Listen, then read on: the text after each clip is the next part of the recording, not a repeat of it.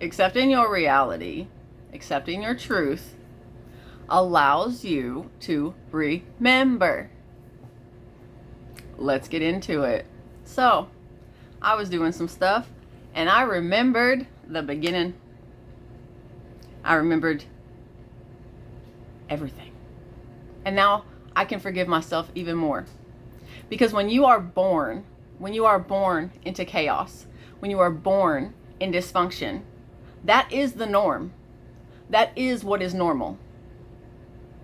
Yes, you can see other people doing things differently, but when you are told each family's different, everybody's different, everybody does things differently,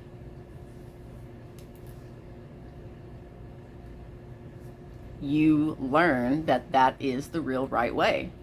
It's not. It's not. You have to unlearn that. You have to come to the truth. You do. You have to come to the truth. Now, I was remembering because, like I said, I was trying to close out the family side, and I kind of had to close out and heal from my marriage as well. My joke of a marriage, my failed marriage, my I'm happily divorced marriage.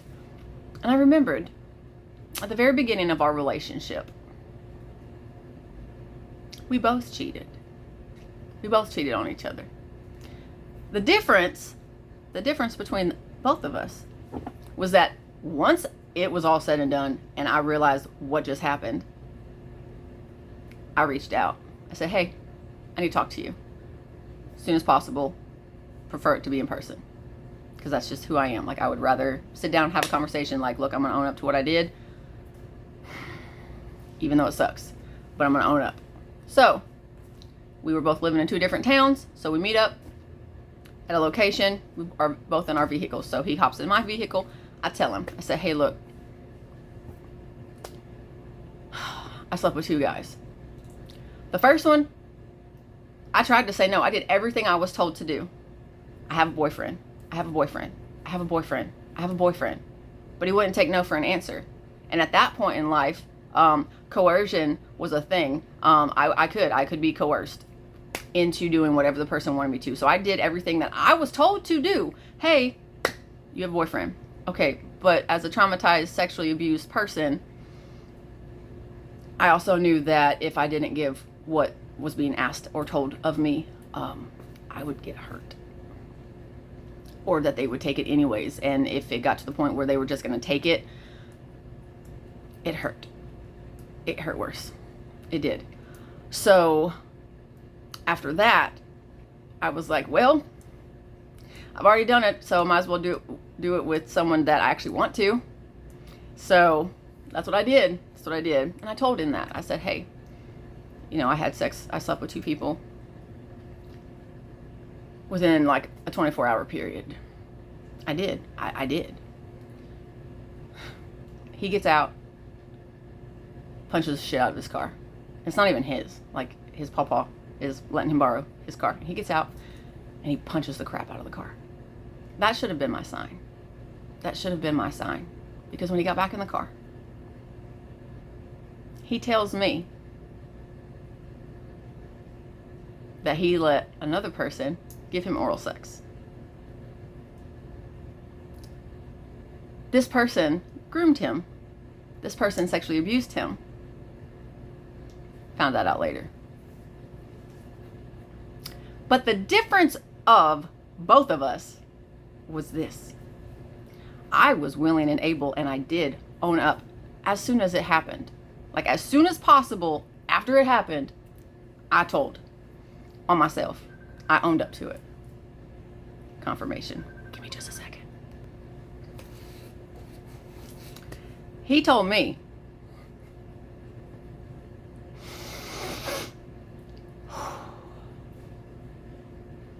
he said, I wasn't going to tell you until after boot camp. Why? And then he was like, nope, I wasn't going to tell you at all. I wasn't going to tell you at all. And I'm like, oh. Good thing I said mine then, huh? That was, I should have known. But I didn't. I didn't know. Because I was taught, you work through your struggles. You work through the tough times. That's not a tough time. That's disrespect. That's disrespect. Like, I understand that things happen. I understand that mistakes happen. I understand all of that. I'm a very open and understanding person.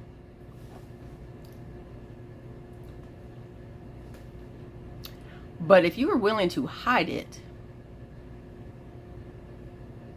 and you admit that you were going to hide it, what else are you willing to hide? What else are you willing to hide? Well, I learned what that was too. And now I get it. Like, I understand why people didn't want us getting married and all this stuff, but we had other plans. We had other things that we wanted to do. Mine being that I wanted to get out of my family unit. I wanted to get out of all of that. I wanted to go. And I was pregnant, so I did what I had to do. Thought I loved him.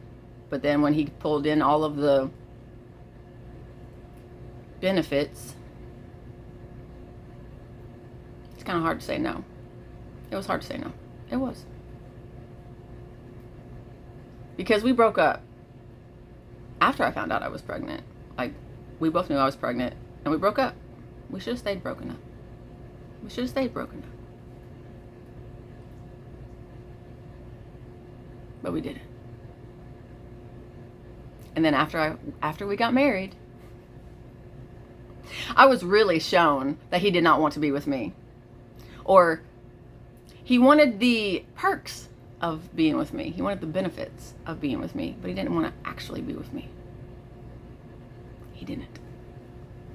Because the first year of our marriage, I got told no more than I got told yes. That was the whole first year of our marriage. 6 months into our marriage, he comes to me with a list of girls that he went to school with, that he wanted to have sex with, and asking me if I could find somebody. And not only did we do that, like, did that happen, but there was a time a little bit later where he did try to talk to one of those girls and try to get her to sleep with him. They went to lunch, everything. Actually, I went to lunch with them. It was a weird thing. And if I'm not wrong, actually both of us actually turned out to like women. I could be wrong, but that's actually kind of funny. But anyways, I digress. So then he goes on deployment, and I get an email asking if I want to open our relationship. Well, I had already been briefed by the veteran spouses, because when you are a new spouse to a military person, you get put into these awesome little groups. The veteran spouses help the new spouses get acquainted, get established, and help figure and navigate all of the things of the military world, because it is different than civilian. So I was already briefed. I was already told, hey, if your person offers and asks for an open relationship, one of two things have already occurred. One, they've already done it, and now they want permission to do it so that they don't get in trouble. Or two, they have someone lined up ready to go, they just need your okay to do it. That's what I got briefed on.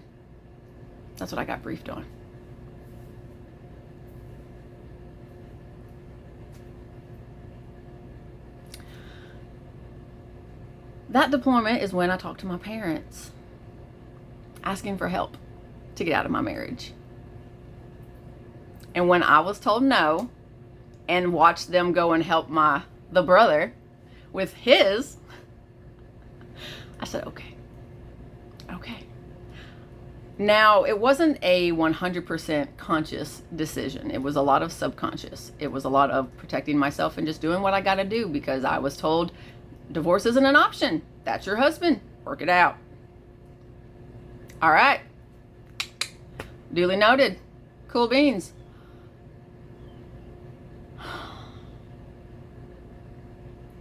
Then the second deployment happened.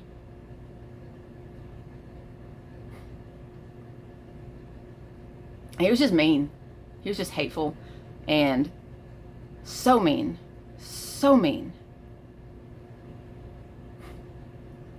he told me, he was like, hey, look, we're doing better. Things are good. If you want a truck, go look for one. Go pick one out. He even sent me pictures of possibilities that I would want. But I didn't want anything that fancy and flashy. I wanted something simple, but what I wanted. And I found it. I went out and I found it. And what happened? He came back. He got in it because he wanted to test drive it. Spun the shit out of the wheels. Drove it like a maniac. And then came back and ripped me a new one. Then even his family started getting in on it, saying how I shouldn't have done the truck and that was a financially irresponsible decision. Your son helped me make that decision and told me that I could. Never once, not ever, not once did I use my power of attorney for negative and personal gain uses. I only used it when I was told to, when I was supposed to, anything. That's it. I never used it, ever, for self-gain, ever. Anything I ever did was to help both of us move forward. But that's not the story he tells them. That's not the story he tells them. Because yeah, I cheated. I did. I stepped out of my marriage. I sure the fuck did. Because when I went and I asked for help, I didn't get it. I didn't know where to go. I didn't know what to do. I did not have a job. I had a newborn. I was solely responsible for taking care of this child, along with the man-child that I was married to. Functional alcoholics are not cute. Functional alcoholics are awful. Doesn't mean that they're bad people. It means that they need help. Because I am sick and tired of people getting a slap on the wrist and an excusal because they're under some kind of influence, whether it be alcohol or medication. Because let me tell you, not only was I raped in my marriage, I was raped after we divorced because he couldn't keep it in his pants. That I did not do to myself. That I did not deserve. I did everything that I was told to do. I did everything that I was supposed to do, except stand up for myself. Because I did stand up for myself, but that got me in trouble. That got me punished.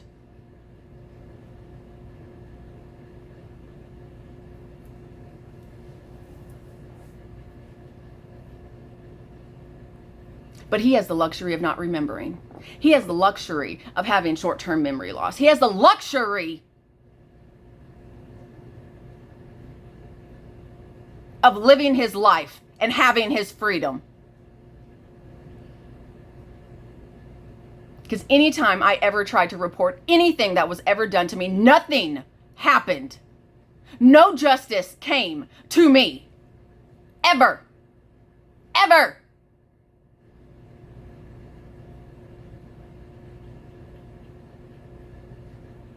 I was taught and raised that you stay for the children. You don't break up the home because of the kids. You don't break it up for yourself. You be there and you be the good wife that you're supposed to be for the man so he can go do his job and support and provide for the family. He didn't provide safety. He didn't provide concern. He did not provide compassion or care or anything that I needed unless it benefited him.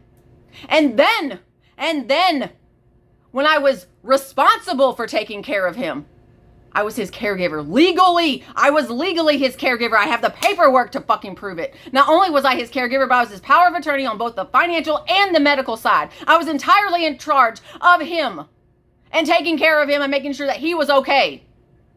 And because of that, I had to let things with my kids slide. And once I saw that start to happen, I said, fuck him. I'm here for my kid and myself. Fuck that. So that's what I say when I say, if you support my abusers, you don't support me. Because I was the good girl I was supposed to be. I was told to be. What do you mean?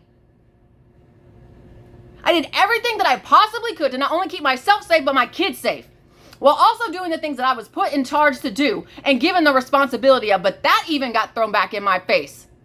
That even got thrown back in my face. Oh, you're being controlling. You're making his life miserable. The doctors told me what to do, how to do it, and how to make sure it gets done. But do you want to know who fought me tooth and nail every time there was an appointment? Do you want to know who bitched about it every time we had to go? Him, not me. I made his ass go. His ass is still alive right now because of me. What do you mean? It is not to throw it in the air. It is not to be like, oh, I'm so great. No, it's because I did what I was supposed to do and it got thrown in my face. I was told I didn't deserve compensation, that he was the one that sacrificed his life. Let me tell you, every time we separated, I went and I found a better life. I went and I found a better way, and I made sure that it happened. He was the one on the phone begging, oh, we can't make this work long distance. You have to be here. If you don't come here, we're done. Using the kid as leverage. My entire family, both marriage and blood, have used my kid. And it makes me mad. Because you don't use the children. You don't use the children. Be an adult. Be responsible and accountable and own up to your own shit.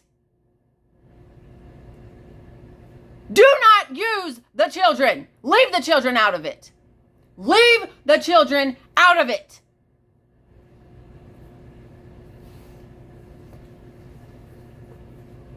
"13 years.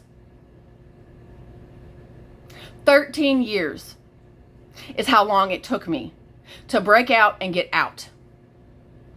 That is how long it took me to actually see and understand and realize what was happening to me. Yes, I stepped out of my marriage. Yes, I cheated. I owned up to it and I changed my ways. And for anyone who is confused, the only way it takes to be a rapist is to rape someone. It only has to be one time. It only has to be one time. You're still a rapist. And if the person that raped you admits to being your predator, they're a predator. You can't just be one person's predator. If you're a predator, you're a predator. It doesn't work that way. So yeah. I married my predator. I had a kid with my predator.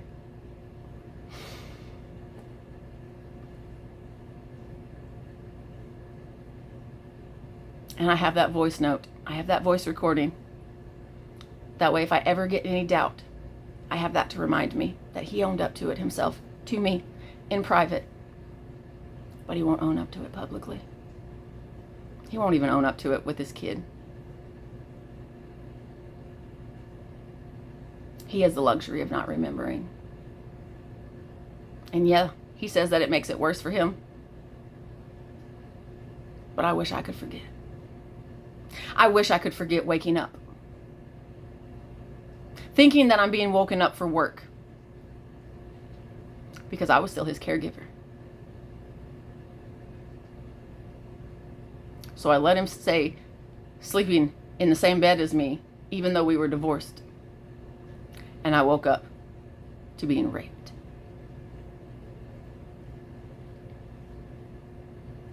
Why'd you do it? Well, your body reacted. Okay. Thanks.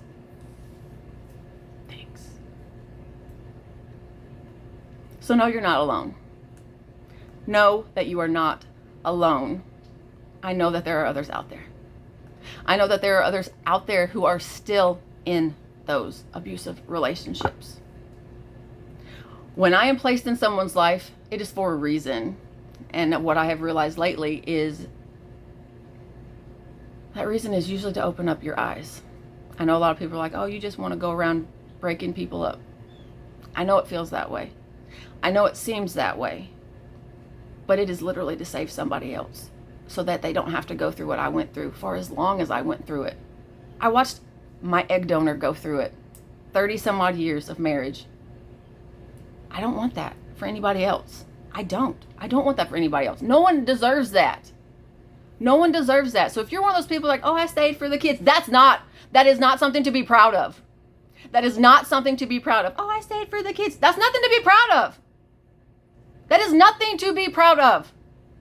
Do not stay for the kids, because what you are showing them is that abuse is love and love is abuse. You're teaching them to take the toxicity as positive and healthy. And as someone who was raised in it, don't do that to your kids. Don't do that to your kids. If you really, truly, genuinely love your kids, get out of your abusive relationship, because you are teaching them. You're teaching them what to do, and you're teaching them what to take.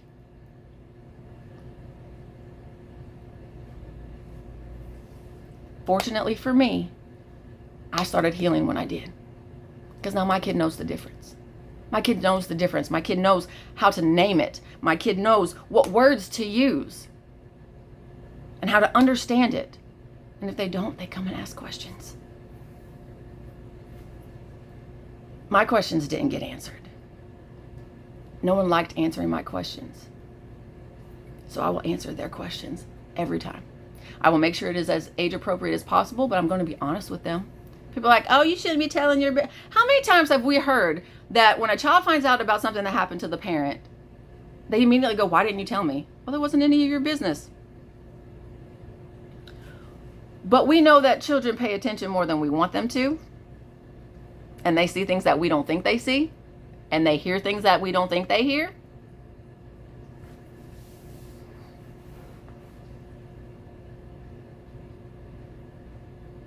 For 11 years, I was able to not talk shit in front of my kid about their dad. I tried to make sure that they knew that their dad was a good person, because he has that potential. He has the potential to be a good person. He does. But then I remembered the stories. And I remembered my life. And I didn't want that for my kid. I didn't want that for my kid. I didn't. And you shouldn't either. You shouldn't either. This is why I tell my story. This is why I do what I do. You can do it. I had to go to a shelter. That is what helped me get out, was going to a shelter. And that move right there helped me move forward. And I'm officially wealthy in all of the things that are most important. I was taught that status and money, and that's where the power was. That's what I was taught. It's not. It's not. I am the richest and the wealthiest that I've ever been in my life right now. And I'm a broke bitch. And I'm okay with that. And I'm happy about that. Because I'm officially at a spot where no one can take my abundance from me. No one can take my blessings from me. And I truly believe that. You can do it. It's going to be hard. It's going to be rocky. But you can do it. I believe in you. I'm here with you. I did it. If you need help, let me know. If you need help, let me know. But do not come to me and ask for help if you are not willing to take real, raw, honest feedback. I'm not going to lie to you. And I'm not going to tell you what you want to hear. I'm going to tell you what you need to hear. There's a difference. There's a difference. Know that difference. Be that difference. All right. I love you. Love yourself. You deserve it. You're worth it. Have a great day.